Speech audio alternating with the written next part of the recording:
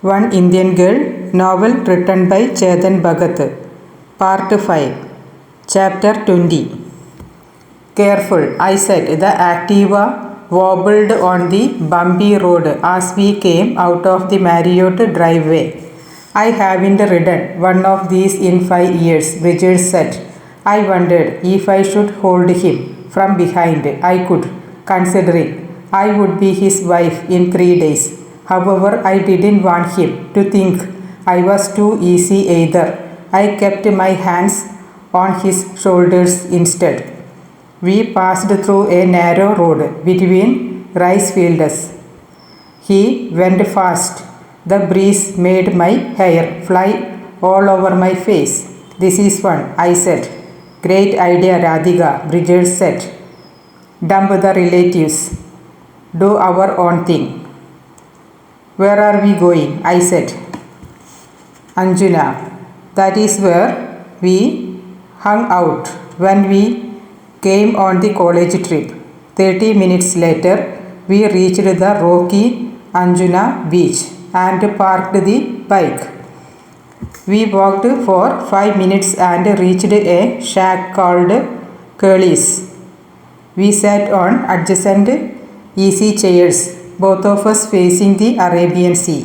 I removed my sneakers to rest my feet on the sandy floor of Curly's. Beer? Bridget said. Sure, I said.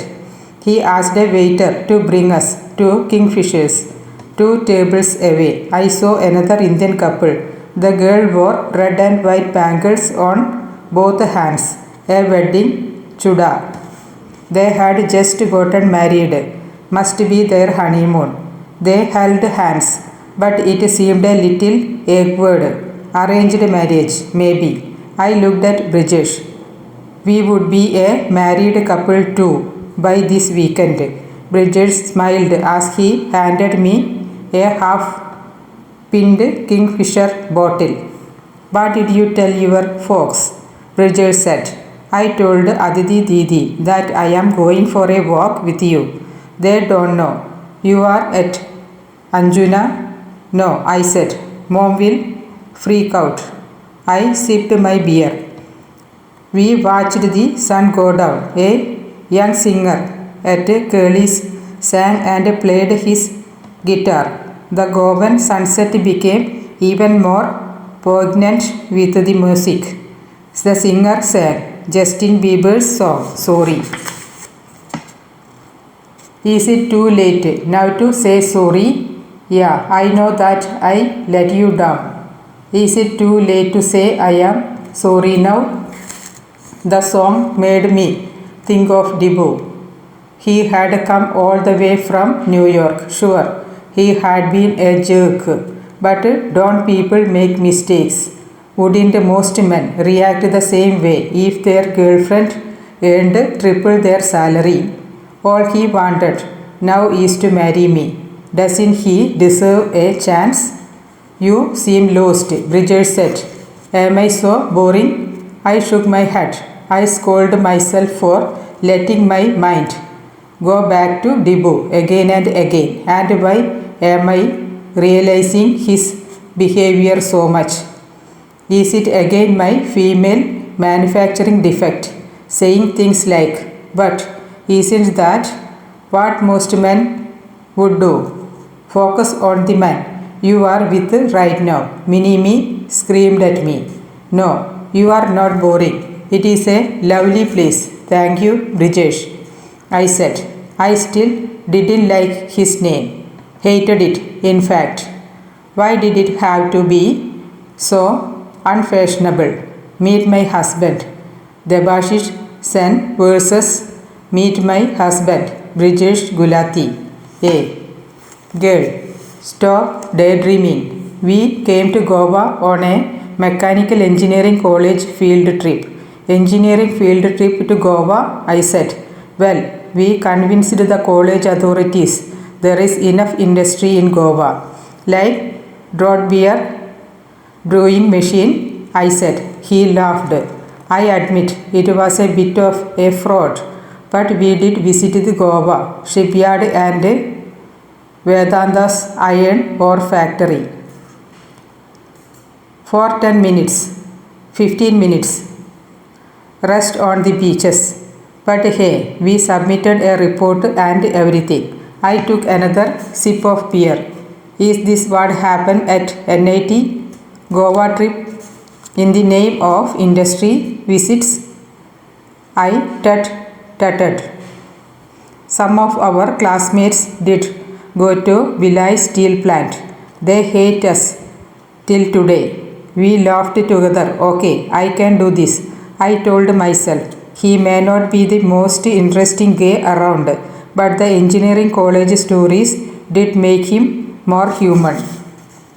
You seem to have had fun in college. I am not as boring as you think. I didn't say you are. Actually, I am.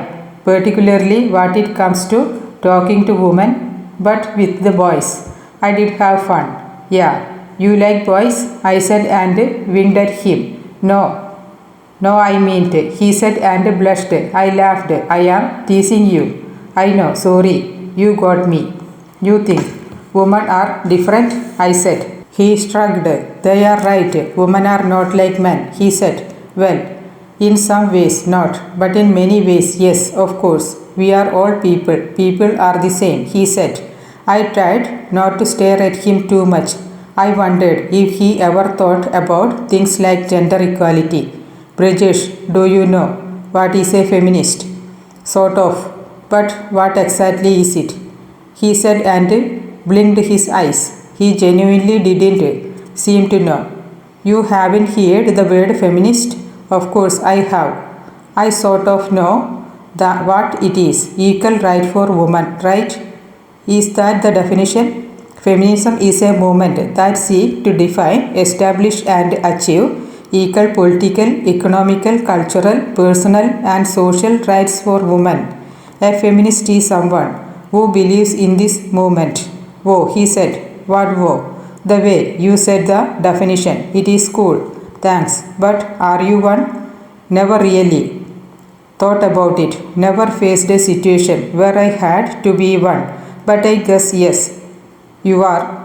I said, I think all human beings should have equal rights. It is not man versus woman. It is human versus human. Feminist is a wrong term. It should be humanist. The right question is, are you a humanist? Well, everyone shouldn't be, he said. True, I said. Are you a feminist, Radhika? What do you mean? I am a woman. Not all women are feminists. Really? Mothers who treat sons better than daughters, are they feminist? No, I said. Women who judge other working women as not being good enough mothers, are they feminist? No. I see your point. Yes, I consider myself a feminist, I said. Can I say something? Sure. I don't think anyone has to specially call himself or herself a feminist. If you are a fair person and want equal opportunities for all, that is a start. I looked at him and smiled. The waiter brought us another round of beer. The sun had vanished, leaving behind a dark grey sky. We watched the waves splash on the beachfront. What else did you do in Goa on your field trip? I said. Stuff you doesn't want to know. I got interested. Oh, really? Like what? Nothing. Try me. Okay. Checking out all the foreign women on all the beaches. You mean leching at them? Of course not. I would call it more a studied observation, he said. I laughed. Engineers are sick, I said. They are. Deprivation does that to us. What else? We smoked up. What? Weed. He nodded. You had weed in Goa? I said. Yeah, you can get it at Anjuna. There are some shops behind the shack. I don't know if they still operate, but we scored from there. Mr. Brijesh Gulati, You do have a past? He laughed, most of it around studying to top the class and get a scholarship to USA. But yes, we did some fun stuff. Should we try some? You want to smoke weed now? He said, startled. Yeah, or is it too much for a good Indian bride to smoke a joint a couple of days before the wedding? No, nothing like that. Too feminist? No, Radhika, nothing like that. How can we smoke up? We have all our relatives here, not at Anjuna. See, if you can get some. He looked at me. I gave him a wicked grin.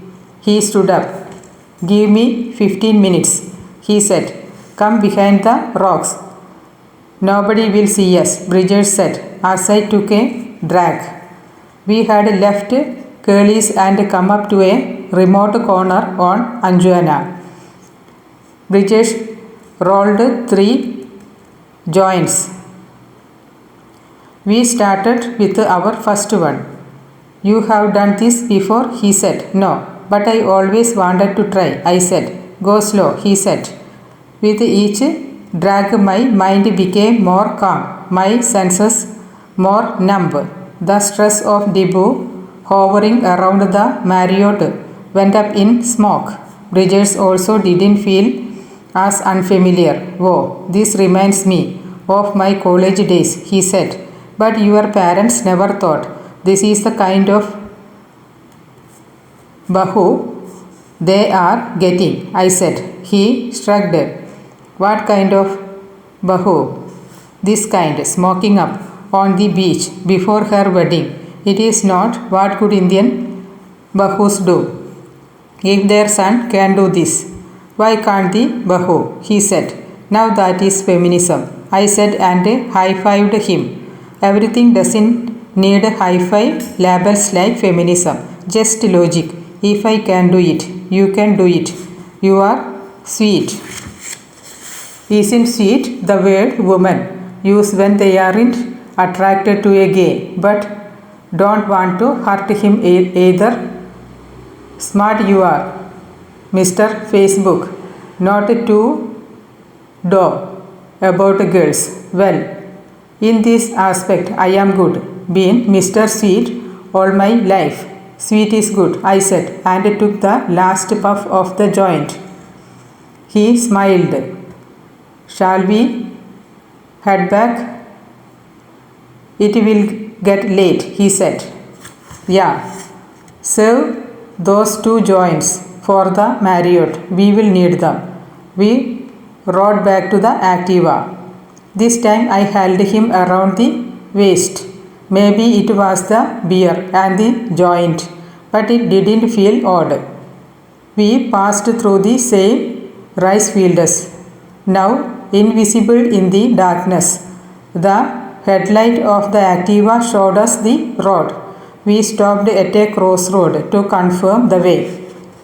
We take a right from here, yes, I said, placing my chin on his shoulder. Yeah, he said. As we turned, we passed 2 cops at a checkpoint. They stopped us. License, one of the cops said. Bridget stood up from the Activa and shifted through his pocket. He took out his wallet and checked inside. He couldn't find it. Oh, I think I kept it in the hotel safe. He said. What? The cop said. I have a California license from the USA. I left it at the hotel. Sorry. The cop looked at each other. We have to find you, one cop said. He took out a challan booklet. The other cop turned to me. Madam, this is not right. You should not drive without a license. We are tourists. Sorry. We had to pay a fine of 400 rupees. Bridges took out a 1000 rupees note from his wallet. The cop gave him the change. The Bridges put the wallet back in his pocket. A small paper bundle fell out. You dropped something, the cop said and picked it up. He held it in his hand and brought it closer to his face. He sniffed. it once and gave it to his colleague. Damon, can both of you step into please? Give us the Activa keys. What is the matter? I said. He lifted up the paper packet. This is marijuana. It is illegal. We need to take you to the police station. Chapter 21. Anjuna Police Station. Mom, opposite Children's Park. The driver will know. Please come quietly with Dad. Don't tell any of the relatives. What are you doing in the police station? My mother said, her voice hysterical. Stop shouting, Mom. I am here with Brijesh. Brijesh, and you are at the police station? Why? If you come here, I can tell you. Bring Dad, okay. What about Brijesh's parents? Mom said. He has called them separately. They are coming too. Oh God, what is going on? Are you safe? Yes, Mom. Brijesh didn't have a license. License? Why? We went for a ride on an Activa. Activa? There are so many cars we have hired. Mom, just come. I hung up the phone. Brijesh sat next to me. Sub-Inspector Samuel D'Souza sat in front of us. Where did you buy it? It is common in the lanes of Anjuna Beach. I am sure you know, Brijesh said.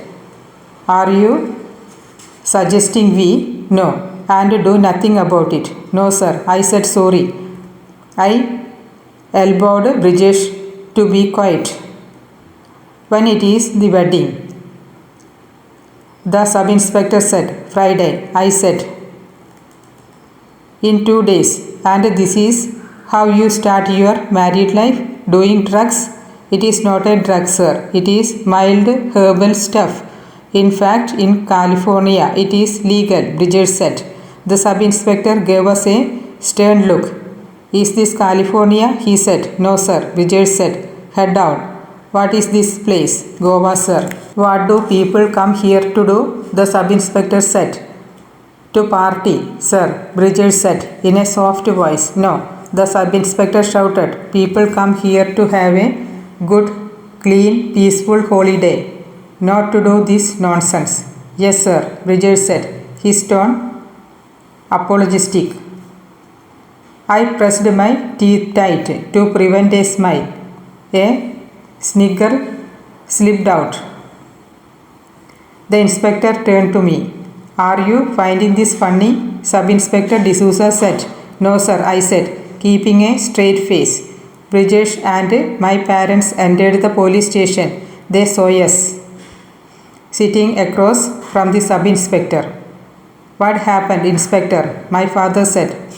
Are you the parents? Come see what your children are up to. Sub-Inspector D'Souza said. You are too much, Radhika, my mother said. I sat in a car with my parents. Brijesh sat in a separate car with his own folks. The naughty kids had to be separated. I guess. As we made our way back to the hotel. I am sorry, Mom, I said for the 7th time, and thank you, Dad. My father had finally made the cops, though. Dad figured out a contact in State Bank of India in Goa, who in turn knew the police commissioner of the state. A few calls, tons of apologies, and a wedding invitation to the entire police station was what it took to finally make the sub-inspector melt. Both of you are going to start a life together, have kids together. This is how mature adults are expected to behave, the sub-inspector said before we left. My father kept quiet as he sat in the front of the car. My mother continued to talk. I have never heard of any girl drinking and smoking drugs before her wedding. Never. I kept quiet. She continued. If her relatives find out, what will they think? Out of control girl. I wanted to react. However, I clenched my fists tight to restrain myself. She didn't stop. What will the Gulatis think? She said. They must be questioning their decision tonight. Okay, Mom, that is enough, I said. What enough? Drinking beer, having charas ganja. Is this even a girl? Their son did the same. So, what do you mean so? Why aren't you saying they must be ashamed of their son too? He is a boy. He will do his mischief. Why do you have to do the same? Is this your so-called equality? Mom, it is done. Can we please be quiet until we get to the hotel? She faced me with folded hands. I can be quiet, but you also have to behave. I beg you. Can you please control yourself until your wedding? And what after that? I said. I am no longer your headache. She glared at me. I looked away. Will you behave? She said finally. Okay, fine. I said. Good. We reached the hotel. All of us got out of the car. Sorry, Dad, I said to him. I trust you to make the right choice. Beta, don't embrace us. I sat on the bed well past midnight. Aditi Didi lay down next to me. Weed, grass. You did grass with Brijesh? One shared joint. Still we got into a much trouble. How did you even get to the stuff? Brijesh scored it from the lanes of Anjana. She turned to me, surprised. I thought both of you are studious type.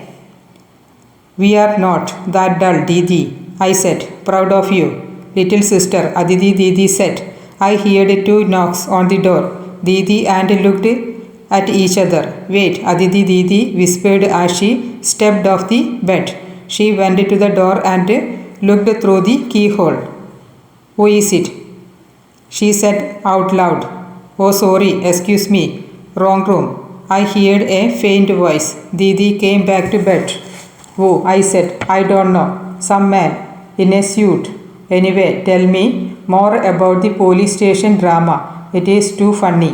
1, 2, 3, 4. Come on, start. Mickey, the choreographer, shouted as he switched on the music. The song London Tumakta filled the room. 5 of my aunts, including Richa Mami and Kamala Buva, were practicing on stage with the choreographer. Follow my moves, he said. Mickey had a lean body in black tights and a black t-shirt. He looked like an insect compared to my well-fed, substantial Punjabi aunts. The aunts moved. The makeshift stage groaned under the pressure. Don't bang your feet on hard. Grace, Grace, Mickey called out, placing his right hand on his head. He whirled. I practiced in another corner of the function room along with my cousins. Mickey's assistant Vikram was to teach us our moves. Faster, faster. Match the beat of the song. Mickey said and clapped on the stage. The aunts moved their bottom left and right twice before circling around. Kamala Puva made a face. She hated so much action this early in the morning. Ladies, Vikram said to my group. I said, show you. Once and then you follow. Vikram played DJ Whale, Babu, the rap song. Required us to be jerky to match the erratic beat. Bam! I heard a loud sound from the stage. Hotel staff rushed to the scene. My aunts and the choreographer huddled on Richa Mami, who had fallen down. 110 kilos of Punjabi mass lay on the floor, wrapped in an oversized white salwar kameez.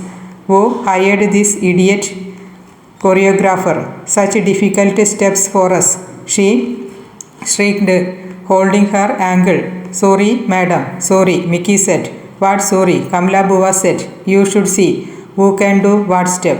Yes, madam. The hotel staff brought a first aid kit and sprayed a pain reliever on her leg. 2 waiters helped Richa Mami stand up. Can we take a break? Kamala Buva said. But madam, the Sangeet is tonight, Mickey said. We haven't even had breakfast. Won't we get weakness if we do? dance without breakfast? Richa Mami said. She was right. Punjabis need calories by the hour, every hour. My cousin and I took a table by the window at our family's dedicated breakfast buffet area. Some of them were rehearsing their steps even now. I went to the breakfast counter and picked up a plate. Can I have whole wheat toast, please? I said to a waiter. Would you like that with peanut butter and honey? Said a voice behind me. I turned around. My eyes almost popped out of my face. Neil, I said out loud. Hi, he said. He looked the same, handsome as hell. He had galled hair, a salt and pepper stubble and a lithe frame. He wore a black suit and a white shirt, both crisp. Neil, I whispered his name again, more aware of my surroundings. What are you doing here? I told you, I have to talk to you face to face. I came to your room last night. Another lady answered, so I left. My sister, I informed faintly, looking around rapidly. Keep your voice low. How did you even get here so fast? Weren't you in some copper mine in Sri Lanka? I just, he said and paused. I took a chartered flight. Doesn't matter. Can we talk? You chartered a plane to come here? I said. Neil did not meet my eyes. The waiter brought me whole wheat toast. I have to go. I said. I know. He said. You can't come here. This is our private family dining area. I know. Neil, look at me. He looked at me finally then, and I remembered those eyes. Those eyes and a lot more. Next part, Hong Kong, 2 years ago. Chapter 22. This is your desk, said Bianca, a secretary in the distressed debt group. Look outside. You even have a Hong Kong harbor view. It took me a while to adjust to my new surroundings. Goldman Sachs in Hong Kong is located at the Chong Kong Center skyscraper in Central, occupying the 16th to the 68th floors. The distressed debt team is located on the 67th floor. From the floor to the ceiling windows of the glass and steel building, one can see the Hong Kong skyline and harbor towards the north. In the southern direction, one has views of the peak, the top of the Green Hill on Hong Kong Island. Hong Kong is an ex-British colony, now under Chinese control. The British exited in 1997, but left behind one of the most modern, developed and efficient cities in the world, consisting of the Hong Kong Island, the Kowloon Peninsula and New Territories. The city of 7 million inhabitants is one of the busiest global financial centers, compact, brightly lit and busy. Hong Kong overwhelms you upon arrival with its insomnia and beehive activity. A company broker will call you to help with the house hunting, Bianca continued, and here are some other helpful contacts. She gave me a file of all the people who would help me in my relocation. Neil will meet you in his office at 9, Bianca said and left. I logged into my computer, arranged the stationery on my desk. I put up a few family pictures on my cubicle wall. At 9, I walked up to Neil's corner office. Hi Radhika, come on right in, Neil said. He wore a white shirt, silver cufflinks and a blue Herman's skinny tie. I had not seen him since associate training 2 years ago. His office had a panoramic vistas of Hong Kong. The sunshine pouring into the room made his skin glow. He gave me a firm handshake. Thank you for having me in your group, I said. It is our pleasure. We don't normally get high performers from New York here. How are you settling in? I am good. Just arrived over the weekend. Where are you staying? Shangri-La. Nice. Hey, did you have any breakfast? Want to step over to the breakout area for a coffee? Sure, I said. We took the elevator down to the 61st floor. The Goldman breakout area is a cafe of sorts where the staff often take a break for meals. Neil went up to the counter person. Neil turned to me. What would you like? Whole wheat toast with peanut butter and honey, I said. Toast? And what? The counter person said. Peanut butter and honey, I said. Ha, she said. Fasang. Hoing met.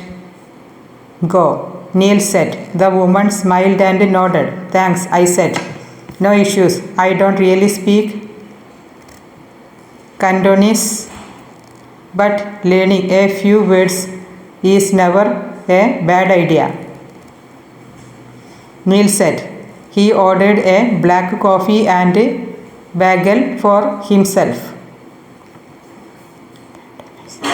We took our food and sat at a window-facing table.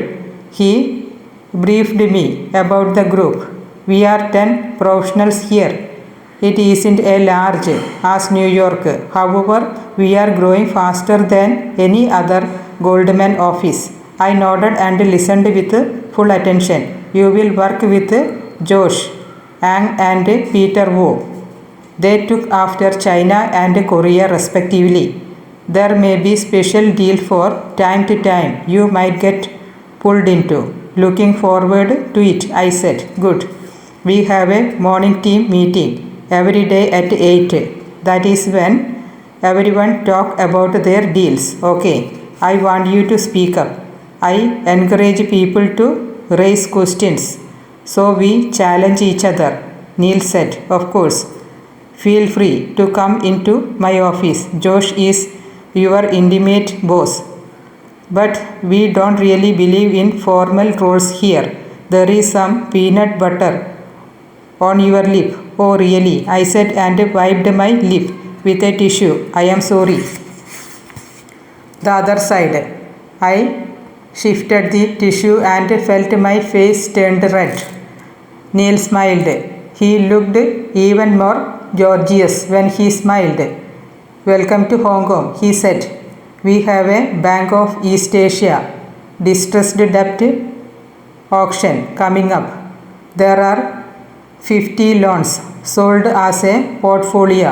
Bids due to 2 weeks, Josh said at the morning meeting. 2 weeks, that is right, Peter said. All banks accumulate bad loans over time. Sometimes the bank feel it is easier to sell off those loans at a discount rather than chase the borrowers. To speed up things, they sell those loans as a portfolio or in a bunch. In a sense, it clears their entire dirty plate in one shot. However, for bidders like us, it means a crazy amount of work evaluating what is on the plate. We can pass. People are busy with other deals, right? Neil said. Actually, I could look at. I said. All eyes turned to me. I can. I don't have too much going on, I said. It is 50 companies. You will have to go through them all. You sure? George said in his mixed American and Chinese accent. We have 2 weeks. I can work weekends too, I said. I could spare 2 days too, Peter said. So can I, said Simon, another 20 analyst in the group. Neil tapped his fingers on the conference room table. Let us do it, he said finally and stood up to signal end of the meeting. For the next 2 weeks, I camped in my cubicle. Boxes of documents to be reviewed for the bid surrounded me. I only went back to the hotel to sleep, shower and change. One Friday night, I didn't even do that. I worked straight through the night and watched the Saturday morning sunrise from the office window. Radhika, what are you doing here? Neil's voice startled me. I turned around. In workout clothes. He looked different from his usual formal self. He was wearing a black Under Armour t-shirt, a brand that reminded me of Dibu. The portfolio work had kept him off my thoughts over the last few days, but now I felt pain flood my heart. When will I get over that man? I wondered. Good morning, Neil, I said, just wrapping up the bid. We'll have it ready Monday morning.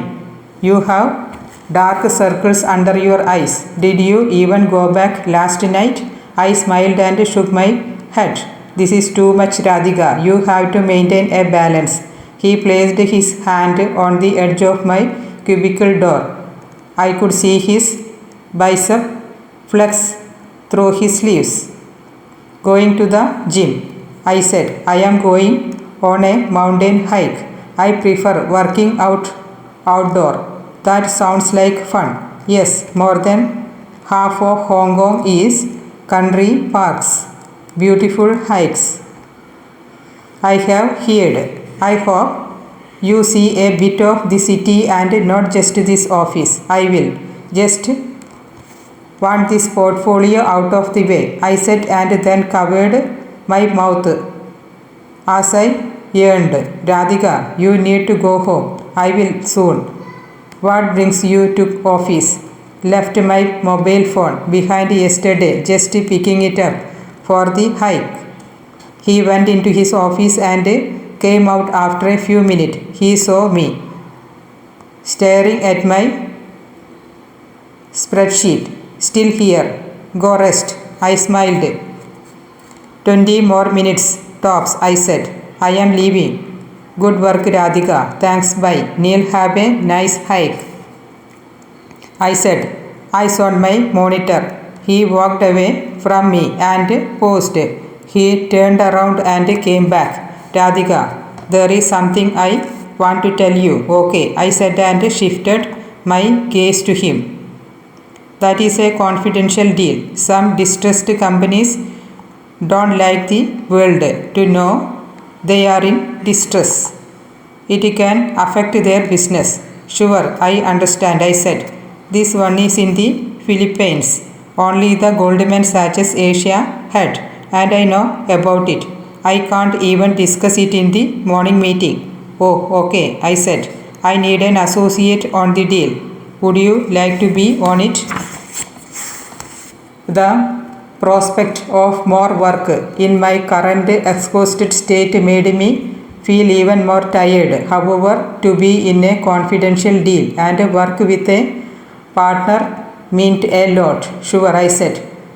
What is the timing? You finish the bid. Then I will believe you. We will also need to meet the company people. Sure. What sector is it? I will tell you real soon. Bye now. And get out of here fast, he said. What the hell? I said to myself. Dibu had unfriended me on Facebook for the first time in Hong Kong. I had finished work early and come back to my hotel at 5 p.m. The team had liked my final presentation on the portfolio. We had submitted a bid for 14 cents on the dollar for the loans.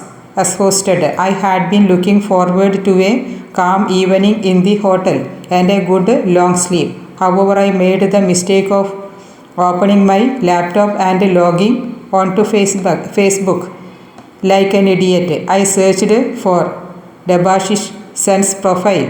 I couldn't find him on my friends list. Damn it, I typed his name for the third time. Yes, he had unfriended me. I could understand why, actually. I could not understand why.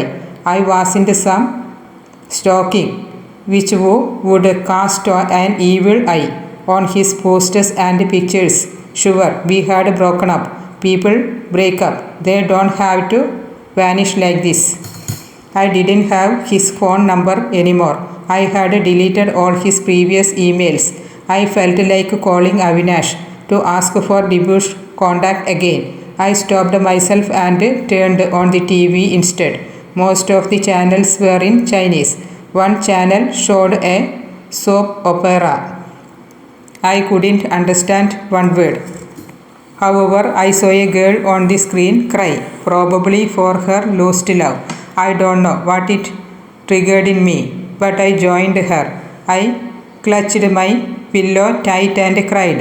I had resisted this so perfectly for weeks. Ever since I came to Hong Kong, I had buried myself in work. I thought I had made great progress with my breakup. Now I was back to square one. Why did he unfriend me? I cried even more. I switched off the hotel room lights, opened the minibar and found little whiskey and vodka bottles. I drank 4 of them, bottoms up, and lay down in bed. My head hurt as it sifted through images of Tibu. Will I ever get over him? I closed my eyes. I slept or passed out as weeks of sleep deprivation caught up with me. I woke up as my phone rang. I had a bad headache. I opened one eye and saw the caller. It was Neil. Daman. I switched on the light, ran into bathroom and splashed water on my face. Only then did I pick up the call. Hello, I said, my voice unclear. Sorry, were you sleeping? Is it too late? Neil said. I checked the time. It was only 8:30 p.m.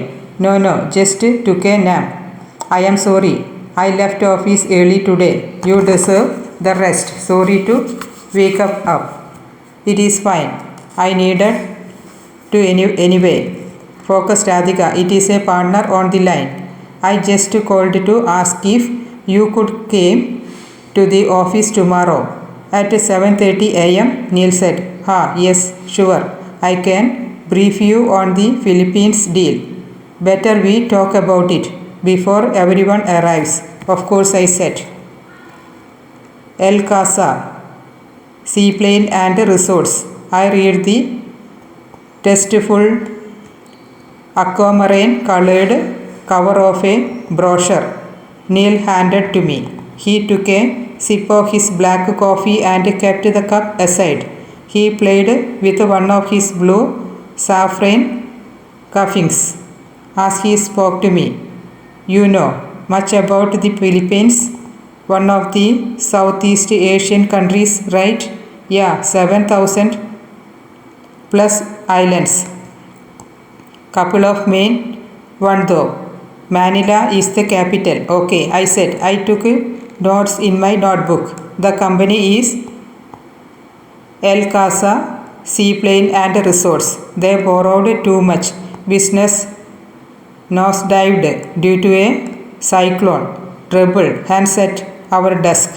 I scribbled down whatever I could. Neil continued to speak. Palawan is in south of Philippines, often voted as one of the most beautiful islands in the world. Sure, I said, jotting down at a frantic pace. Around Palawan, there are tiny, super exclusive, privately owned islands. El Casa operates 10 resorts, each on one of these private mini islands. I flipping through the brochure. It had a stunning aerial picture of the Baltic tropical island resorts. The brochure said that none of El Casa resort had more than 10 rooms. It says rooms are $1,000 a night. I said, surprised. Neil smiled. Yes, so it is mostly super rich foreign tourists. Locals can't afford it. How does one can get there? I said. You fly from Manila to Palawan and then take one of the company seaplanes to the resorts. Expensive operation, I said. Yes, so when business take a nosedive. It gets really tough, Neil said. Neil told me that Typhoon Haiyan, one of the deadliest tropical cyclones, had hit the Philippines last year. It had left thousands dead. The country had still not recovered from it. High-end tourists still avoided the Philippines, making El Casa suffer. I took notes as Neil continued to talk. Owner is Marcus Sereno, 50-year-old, first generation liquor baron, though businessman, respected in the community. El Casa is a passion project for him, so he is touchy about the world finding out it failed. You have the financials, I said. Neil slid a 5-inch thick set of documents towards me. This contains everything. The existing leading banks went to get out. Marcos wants to cooperate as long as his reputation stays intact. Understood, I said. I will go through all this. Good. And let us go to Palawan next week and meet Marcos. Chapter 23. Orange juice or champagne? A Cathay Pacific flight attendant said. She offered Neil drinks on a tray. Orange juice, please, too early for champagne, Neil said. I took the same. We sat next to each other in the business class cabin of the morning flight to Manila. I was on my first real business trip, traveling to a different country. I looked outside the window as the plane took off, making Hong Kong's skyscrapers look like Lego toys down below. So, what did you think of El Casa? Neil said. Oh, wait, I said and opened my laptop. Bang! I took out the printout of my financial model. Keep this aside for now. Tell me your gut feeling on the business, Neil said. My gut feeling? I said, surprised. I was just an associate. Why would a partner care about my gut feeling? Wasn't it my job to just make the financial model and rattle out the numbers? Yeah, I would like to know. Do you even like the business? I took a few seconds to collect my thoughts before I spoke again. In some ways, El Casa is a rare asset, so quite valuable. In other ways, it is a pain, as there are limited buyers for this thing. Also, I can't imagine Philippines law being the most investor friendly. I said. Good, I like how you think in several directions at the same time, Neil said. Thanks, I said, embraced by his praise.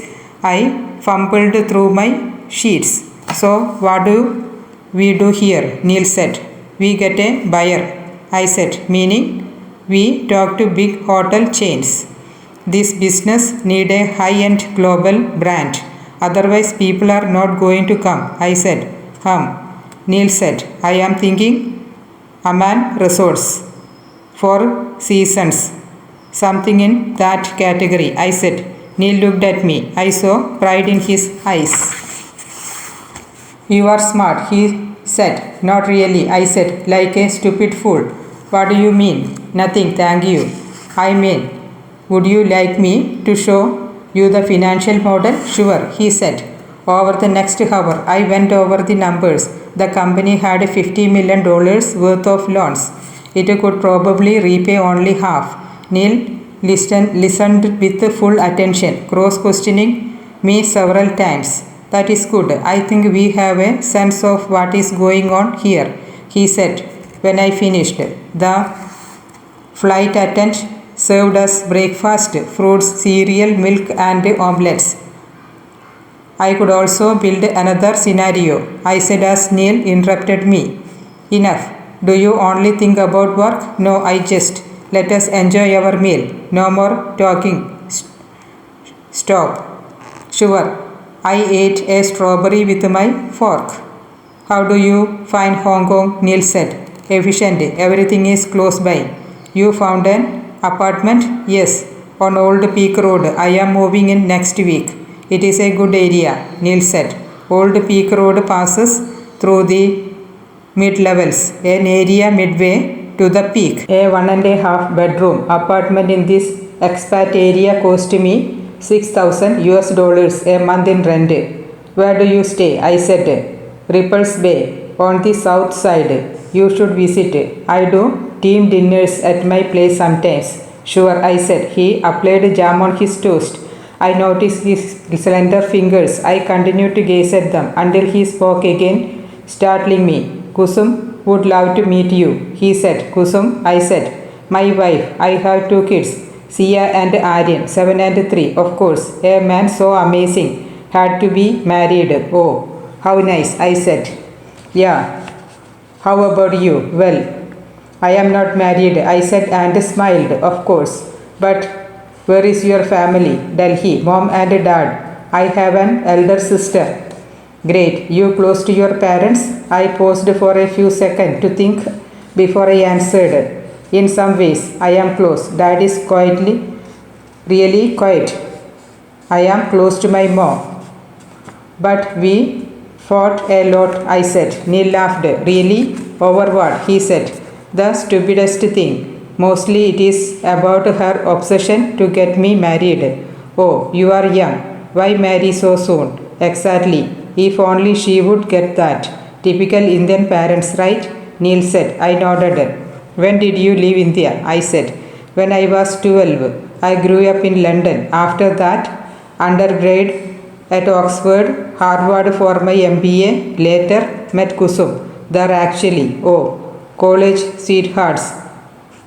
I said. I realized I should have shown more restraint. I was speaking to a partner, my boss.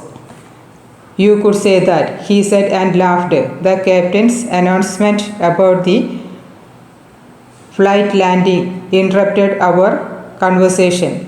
When the plane hovered about Manila, Neil spoke again. Why did you leave New York? Neil said. Personal reason. I repeated my rehearsed answer. Oh, I am sorry. I didn't mean to, Neil said.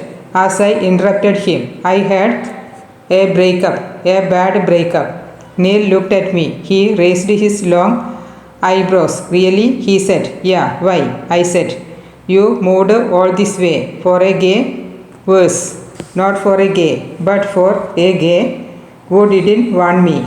Again, I felt I had crossed the line of acceptable conversation with a partner. Neil fumbled with his seatbelt as he searched for a suitable response. Well, anyway, welcome to the Philippines, he said. The flight landed with a gentle thud. I spent years to build El Casa. No logic why I did it. Just wanted to show the world how beautiful my country is, Marcus said. We sat in the El Casa office in Palawan across from the owner and CEO, Marcos Serino, who had a partly frame and wore a Hawaiian shirt. We had taken another short flight from Manila to Palawan and come for the meeting straight from Palawan airport. On the way, I saw a sleepy city full of palm trees and long powdery beaches. Your country is stunning. It was evident even in the short journey from the airport to here, Neil said to Marcus. You have to see the resorts. This is nothing, Marcus said dismissively. Yeah, Neil said. You are staying at one tonight, right? Marcus said. We had actually booked a hotel in Manila on our way back. Our Hong Kong flight is tomorrow, Neil said. Marcus waved a no with his hands. Forget Manila, crowded and polluted. You stay at my resort. But, Neil said before Marcus interrupted him, I insist, my seaplane will take you there. Sure, Neil said. Apart from being gracious to our client, we wanted to see the quality of the resort anyway. Marcus told his secretary to arrange 2 rooms at the Alcasa Pengalusian Island. Now let us talk business, Marcus said after he delegated our travel arrangements. My colleague Radhika here has prepared some numbers, Neil said. I passed out copies of the financial model. I have tried to value each resort, I said. Over the next 10 minutes, I walked him through my assumptions and projections. After I finished, Marcus took a deep breath. What now? Marcus said. I looked at Neil. It was time for him to speak. We need a new buyer. However, nobody will buy a company with a $50 million loan on it. We have to settle the banks at a discount first. They will settle, Marcus said, but we want them to settle at a low price. We have to paint a terrible scenario for the banks. Say the business is worth almost nothing. You will save to play along, I said. Really? Marcus said. Yes. So they will sell the loans to us cheap. We will then find a new buyer from our profit. We can give you 20%, I said. Marcus' eyes widened. He looked at me. She is good, Marcus said. Only my best people for you. Any other issue, Marcus? Neil said. Marcus turned to me again. Will the new buyers fire people? Marcus said. Depends on the new owner, I said. I don't want that. No, firing people. They are my people, Marcus said. I looked at Neil. We had a deadlock. The value of the company would drop if the new buyer had a no layoffs clause. No firing anyone for 5 years. Okay, Neil said. Marcos looked at me. I pursed my lips. Fine, we can build that in. But if we do we have a deal? I said. This girl is a quick one, Marcus said to Neil and grinned. In my group, we like to close deals, Neil said. Marcus extended his hand. Let us do it, Marcus said. We shook hands. We had an in-principle arrangement. I will send in the term sheet tomorrow, I said. Is she always so obsessed with work? Marcus said. No urgency. Send it in a few days. This is the Philippines. There is more to life than work here. There is nothing else but work in my life, I thought. I smiled at Marcos. Try my beer. Number 1 in the Philippines, Marcus said as he opened the fridge behind his desk. Okay, this is a little scary, I said as I tied the flimsy seatbelt around me. Neil and I sat next to each other in the compact 4-seater Alcasa seaplane. The seats were tiny, our heads inches from the roof. The pilot gave us a thumbs-up sign indicating takeoff. What plane is this? Neil asked the pilot. Amphibious Cessna 208 Caravan, sir, the pilot said. The plane could take off and land on water as well as land. We took off from the local airport at Palawan. The turboprop noise made it difficult to talk. Neil saw my petrified face. You okay? He screamed so I could hear him. I nodded and blinked my eyelid. He grinned. Breathe, he said. I exhaled and inhaled a few times. The plane took off. I looked outside the window. The crystal blue sea, white beaches and the green cover of trees below me made me forget our precarious position. Wow, I blurted out as I saw some of the most breathtaking scenery I had ever seen in my life. It really is spectacular, Neil said. 15 minutes later, the plane hovered over the Pengalusian Island, less than half a kilometer long and only 200 meters wide. The rice grain-shaped island seemed tiny from the top. The beach ran all across the perimeter of the island. On the southern tip, a few huts became visible. That is the resort, the pilot said. The rest of the island is just left untouched, all natural. I closed my eyes as the plane landed on its water skies. Then I opened them. Neil and the pilot were looking at me. Both of them had a grin on their faces. I am sorry, it is beautiful but scary, I said. We stepped out of the plane into the sand. Two porters took our bags. The resort manager greeted us. You must be Mr. Marcus Sereno's special guests, he said. Welcome to El Casa Bengalusian. I am Carlos, the resort manager. He showed us our respective rooms. Each room was a little cottage on stilts, built above a clear blue water lagoon. If you sit in the balcony, Carlos said, you can see fish in the water below you. I kept my belongings in the luxurious room, which had wooden floors and a thatched roof. I felt tired. I went up to the reception area where I found Neil in conversation with Carlos. Pretty stunning place you have here, Neil said. Thank you, sir, Carlos said. I joined the two of them. Carlos, can I talk to you later? I said. A few business-related questions about the resorts? Sure, Mr. Sereno informed me, Carlos said.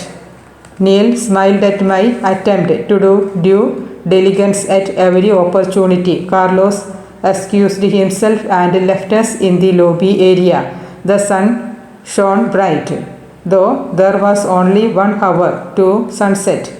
Beats working on a bank portfolio, doesn't it? Neil said. Totally, I said and laughed. This is the best deal ever. How beautiful is this place? Yeah, glad me came. I had no idea. This is so amazing. We will find a buyer, right? I said. Gosh, you are unbelievable. Just look at the view.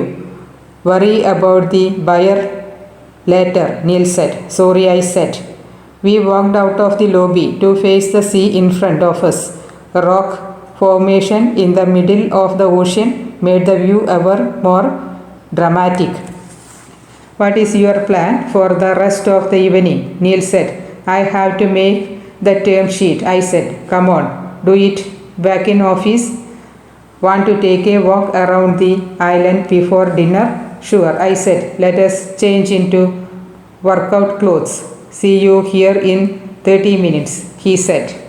Neil and I walked on the 2 kilometers trail that circled the island. Every nook and corner had a spectacular scenery. Warm seawater touched our shoes as we walked on the sand near the water. If God hired an architect to design heaven, this was how it would be done. Let us keep it brisk, Neil said and increased his stride. He now walked in front of me, looking even better in his workout clothes. Knee-length black shorts and a neon green Nike t-shirt. I wore a white t-shirt and grey track pants. You are really into fitness, I said. I try, Neil said. The hike that day, walk today. Well, when you get to my age, your metabolism drops. Not easy to remain fit. You look for fit, I said. I wondered if I should have said it. I had just noticed a partner's physical appearance. Well, who in the office hadn't? Thank you. I am old now, 45. That is not so old, I said. Okay. Why did I have to say that? He laughed. Really? How old are you? Sorry, I shouldn't be asking a lady that. I am 25. Well, 26 soon. that is incredibly young. Look at you, already on big deals. I am lucky. Don't say that. You are good. You work hard. That is when luck creeps up on you. I turned in him and smiled. Thanks, I said. But you are 20 years younger. I feel even older now, Neil said. You are a partner at Goldman Sachs at 45. It is pretty young plus you look good. Now, where the fuck did I have to say that? You look good. You are with the head of distressed debt for Asia. Radhika, control your tongue. Thank you. Don't get to hear that so much these days, he said. We circled the entire island and returned to the resort. Dinner in an hour. I will take a shower and see you at the restaurant, he said. Sure, I said. I might run a few more rounds of the island before that, he said. I feel like a slob, I said. Relax. You must be tired. See you soon.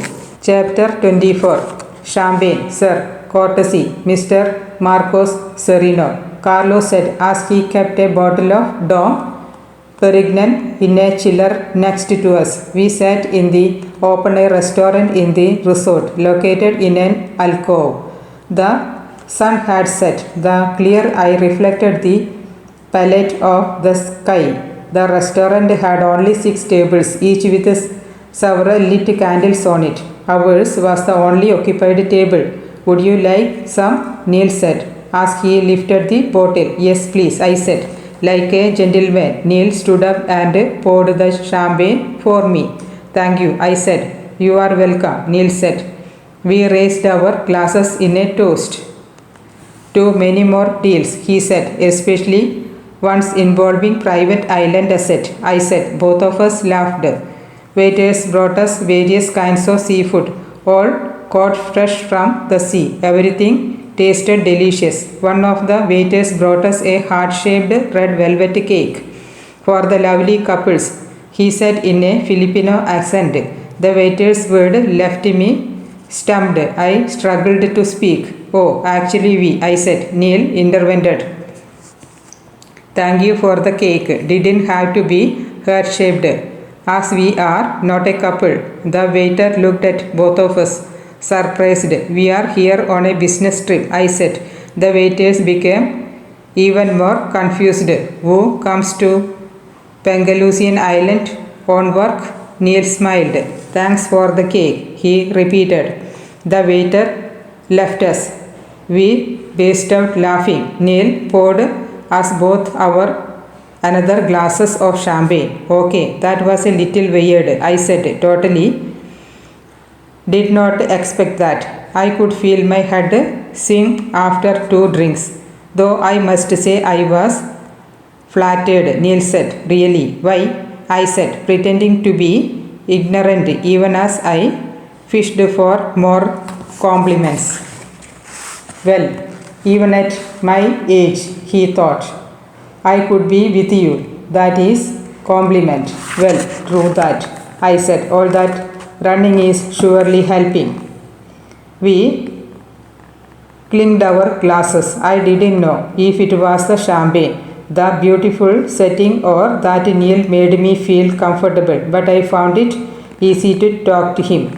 You should come here with your wife, I said. Ha, he said, slightly surprised. Yeah, Kusum would love this place. Who wouldn't? So you guys met in college? Love at first sight? I said. I don't know if I had overstepped the line. After 3 glasses of champagne, all so-called lines seem pretty blurred anyway. Yeah, you could say that. Yeah, Neil said after deliberating for a second. Sorry, didn't mean to pry. No, it is fine. Kusum and I were in the same class. She was born and brought up in USA. I mostly lived in UK. Both of us were Desis, yet westernized. I guess we connected. How wonderful, I said. Yeah, absolutely, he said. He became quiet. He took a big sip from his glass and spoke again. How about you? In love? Pretty hard? Moving countries? Never again. This love business is not for me, I said. I took a knife and cut across the heart-shaped cake. That is symbolic, he said. A knife through your bleeding red velvet hurt. I laughed. Pretty much what happened. Discarded like used tissue. Switched like a TV channel, I said. Oh, I am sorry, Neil said. Though, excuse me, I am a bit surprised. Surprised? Like who were you dating? Brad Pitt. I laughed. Not really. Just a regular gay. Job on Madison Avenue. Why? How on earth could any gay leave you? Neil said. His words felt like cold menthol balm on my bruised wound. I could have cried, but girls who cry in front of their bosses are losers, and those who do in front of the boss are the biggest losers. I am not that great. I fumbled for words. What I wanted to say was, tell me more about why I am great. Are you kidding me? Neil said and counted on his fingers. You are smart, successful, fun and talking to young. Hardworking, funny and well. I shouldn't be saying this as your senior, but you know, he paused mid-sentence. You know what? I said. I don't want to talk out of turn. It is okay. Well, you know, you look pretty good. Very good. In fact, wow, did Neil Gupta just try a line on me? But wait, did Neil Gupta actually find me good looking? And did he mean all those other wonderful things he just said? I felt lots of self-esteem shots being injected into my bloodstream. You are just saying all this to make me feel good, I said. It meant say more. No. Why would I? I mean it. You are professionally and personally one of the most amazing people I have ever met, Neil said. I swear. I felt the sand shift beneath me. Neil stared me right in the eyes. We had a moment of silence as I heard the splashing waves. I absorbed his compliment. Someone as cool as Neil found me attractive. It was all too much. Something had to short circuit in me as I gave the most idiotic response. It is okay if I sent Marcus the term sheet by tomorrow evening, right? I said. 1 month later, whole wheat toast, Fasang Song Mat, I said. I had finally learned to order breakfast at the Goldman Cafe. Neil and I were the early arrivals at 7:30 a.m. Neil took his black coffee and a bowl of oats. A month since our Philippines visit, we had the term sheet signed. We had also reached settlement with the banks. I can't tell you the details, but I have good news, Neil said. We have a buyer, I said, excited. Ish, Neil said and placed a finger on his lips. Yes, we could be going to meet Marcus soon and finish the deal. Cool, I said. Take over the loan on one side and sell the company on the other. What? We all back-to-back deals. No risk on the books. Best deal ever, Neil said. We gave each other a thumbs up. He reviewed the deal closing document. Looks good. Fingers crossed. Buyers on board soon, Neil said. I kept the document back in my laptop bag. These last few minutes of our daily cafe meeting had become my favorite part of the day. It was when Neil and I discussed things apart from work. How is your new apartment? Neil said. I love it. 13th floor, great view. Still doing it up, I said. Check our IKEA. They have good home stuff. Neat designs. Good price, Neil said. Sure, we'll go there. Need to join a gym too. Have you tried yoga? I shook my head. Maybe at a school in India, I said. When it was compulsory. Neil laughed. Check out Pure Yoga. They have a great studio. I go sometimes, Neil said. Okay, my birthday is coming up next week. Maybe I will treat myself to a membership. Oh, great. Happy birthday in advance. Thanks. So you do yoga too. How do you do it all? I said. If you love yourself, you will take care of yourself, right? I counted the 26 pink roses. Bucket on my desk had a maroon ribbon wrapped around it. It came from Armani Fiori, located in Central, part of the Armani brand of Italian designer Giorgio Armani. The buckets in the shop would be no less than $200 at least. I removed a small white envelope tied to one of the roses. A card inside said, Happy birthday from the team. I sat back in my seat, surprised. The hard-nosed and tough distressed debt group isn't known for affection and flowers. Bianca passed my cubicle. Happy birthday, Radhika, she said. Thank you, I said, and thanks for the flowers. The most beautiful bucket I have ever seen. You are welcome. We don't normally do it, but you are new. Maybe that is why Neil wanted it. Neil? Yes, he told me to order it. He even selected the arrangement. I thanked everyone for the birthday wishes in the team meeting. The flowers are an exception. Don't get high-hoped, George said. Mostly we gift each other bad loan documents, Simon said. The team burst into laughter. I looked at Neil. He smiled at me. A team from the Metropolitan Bank of Tokyo is in town. They want to meet for potential co-investments, he said, making it clear that the bucket and my birthday didn't warrant any more discussion.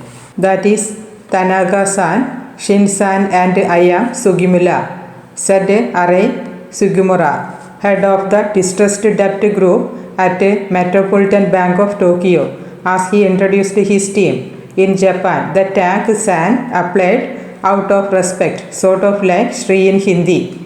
We exchanged business cards held in both hands, as is the norms in Asia. Radhika-san, Arei said. Do I say your name? Light? It is fine, I said and smiled. The Japanese bankers bowed to us as they sat down. Bianca asked us if we needed anything. Everyone agreed to have Chinese tea. It is an hour. You came to visit us, Neil said, turning on his client charm button. How can we do business together? Gupta-san, it is privilege for us too, Arei said. Goldman Sachs is plus TGS Bank. Your group has good reputation in market. Bianca came back with teacups and a kettle of tea. She placed them on the table and left. Thank you. It is all due to my great team, Neil said, waving his hand at us. Neil poured tea for himself, as did Josh and Peter. Radhika-san, Arei said. Yes, I said.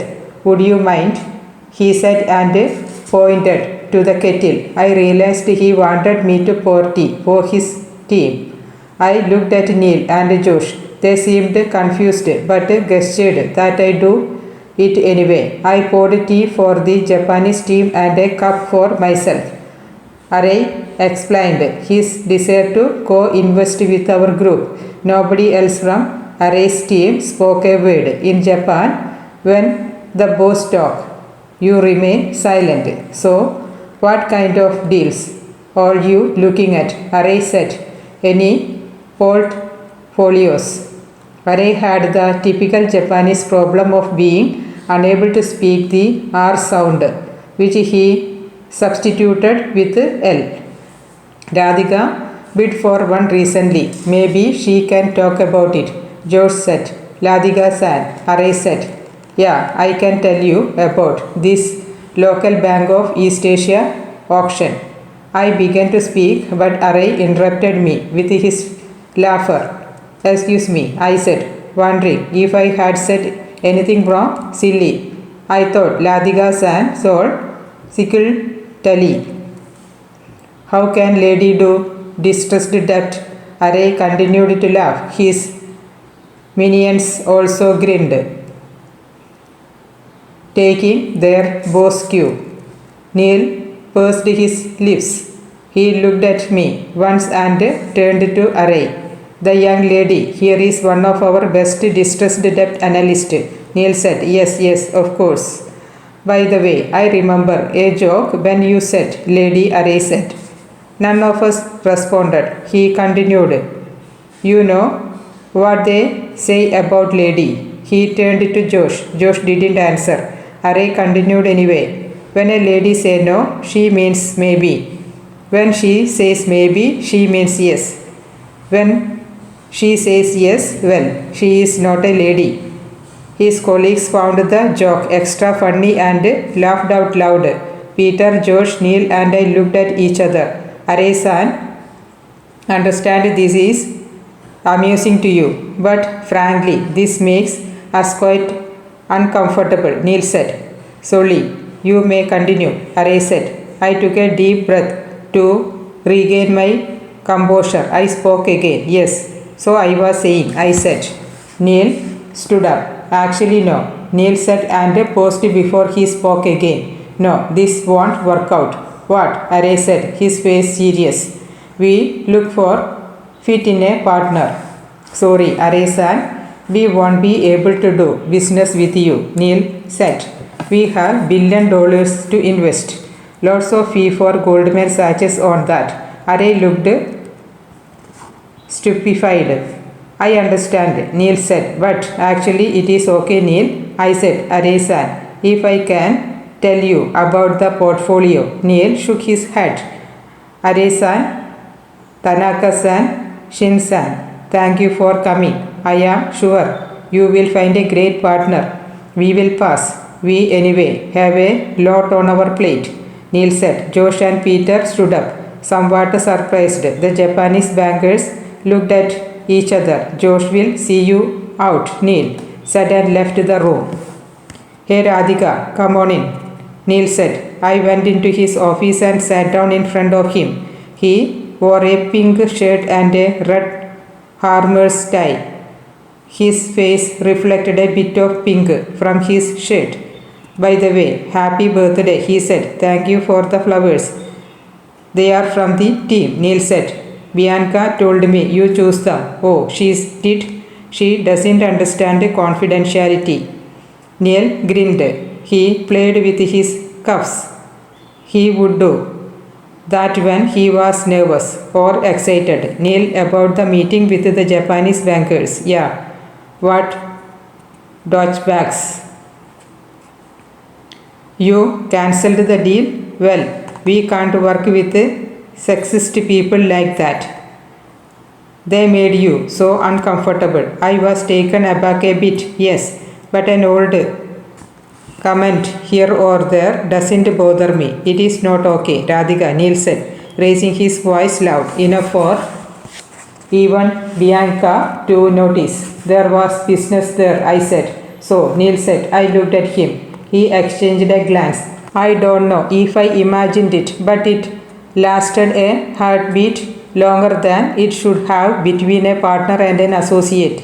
Listen, Radhika, I am not going to allow anyone to treat you like this, he said and immediately corrected himself. I mean, not going to allow anyone in my team to be treated like that. All right, but I was fine. I said, no, doesn't be fine. No business is worth that. We can let it go, okay?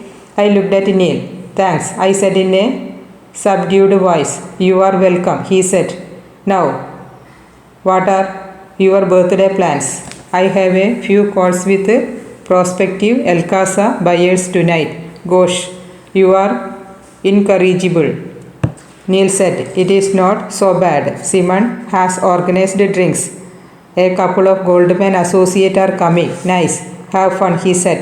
I wondered if I should invite him. He read my mind. I would have come, but it will be awkward for the rest if a partner show up. I understand, no issues, I said. Happy birthday again, Radhika, he said. I came back to my desk. I touched the petal of one of the 26 roses. My phone rang. I had a call from India. I picked up the phone. Hey sister, Aditi Didi said, happy birthday. I came home today. We miss you. Chapter 25. 1 month later. Here you go. Whole wheat toast with peanut butter and honey, Neil said and passed me my breakfast. I gestured him a thanks with a thumbs up. I was on a conference call. I was now vice president. My expected promotion had become official 2 weeks ago. We sat in the Goldman Cafe at 7 a.m. We had a potential buyer for El Casa called Greenwood Hospitality, a US-based company that owned 50 boutique hotels worldwide. On the call were Maddox Dean, MD in the Mergers Department in New York, Philip Greenwood, owner of Greenwood, Neil and I. Philip, the dogs are watertight here. I think we should close this soon, Neil said. I don't mind, Philip said. Just that your price of 50 million is too high. How about 40? Neil looked at me. I shook my head. Too low, Neil said. Let us look at 55, Greenwood said. Neil looked at me. I nodded. Done. Neil said, can we close the dock soon, please? This is fantastic. Maddox said, I have a deal. Super. We will go down to the Philippines and close it with El Casa next week, Neil said. The call ended. Congratulations, I said. How much is the final profit? Neil said. 20 million. Neat. To us, I said. Neil and I high-fived each other. How did you do this? Marco said, as he flipped through the documents. Even though he tried to hide it, the smile wouldn't leave his face. He had a bankrupt business that faced foreclosure and mass layoffs. Now he would get $5 million next week in his account as a settlement fee for his cooperation. Not to mention a global buyer who would keep his resorts alive. That is what we do. We close deals. Marcos, Neil said. Wonderful. You are staying for several days this time, I hope, Marcos said as he signed the document.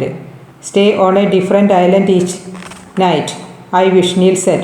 But there is a lot of work back in Hong Kong. We will leave tomorrow. Some place then. Pengalusian. Yes, Neil said. You saved my people their jobs. Thank you so much, he said. I collected all the documents Marcos had signed. Neil shook hands with Marcos. Pleasure doing business with you, Neil said. I stood in front of the mirror at the Pengalusian Island Resort and turned from side to side. I wondered if my black shorts and the white ganji over my pink sports bra revealed too much. Neil had suggested a run before our deal closing celebration dinner. Let us burn calories before we consume them, he said. It is fine. Be cool about it, I said to myself and checked myself out one last time. Okay, so the shorts were a little too short. The ganji was, well, a little too short too. I met Neil at the reception area. He wore a blue workout t-shirt and black cycling shorts. He also had a blue mirror-tinted Ray-Ban on. Wow, you have transformed, he said. The sunglasses covered his eyes. I couldn't tell if he was staring at me. I thought he did. Maybe I wished he did. I haven't run in the longest time, I said. We will just jog 3 rounds of the island. 2, please, he laughed. Okay, let us go, he said. We jogged around the periphery of the tiny island. We had walked this route on our previous trip. However, today the island felt even more dreamlike. Despite the bright sun, a cool breeze kept the temperature just right. We jogged on the beach, away from the water, which slapped lazily against the shore. Neil ran slower to match my pace. This way, he remained only a few steps ahead of me. I noticed his muscular legs. He had perfect sculptured calves. He ran in flawless, graceful form. I, meanwhile, gasped, kicked and panted through the 2-kilometer route. I wanted to quit after the first round. However, Neil wouldn't let me. Enough, I said, holding my stomach. Come on, you are doing great, he said. For the second round, he remained behind me. I looked back from the corner of my eye. I don't know if he noticed my legs. It would have been hard to miss them, considering my shorts bunched up even more when I ran. I am done, I said, gasping for breath as I finished the second round. Mind if I ran a bit more, he said. Sure, I said and exhaled noisily. See you in an hour for dinner, he said and ran ahead. Soon he disappeared into the sand and green foliage of the island. I came back to my room and showered. I opened my suitcase and took out a white flowing dress with a floral print. It seemed perfect for an island resort dinner. The dress had a deep neckline. I wore a bead necklace to cover it. I applied makeup and created a smoky effect around my eyes.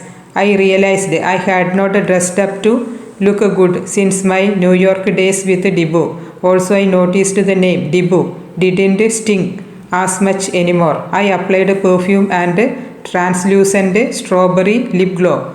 I looked at myself in the mirror one final time. If I made an effort, I could look nice. Will he like how I look? The question floated in my head. Minnie scolded me. He may be friendly, but he is still a partner and married. Get it?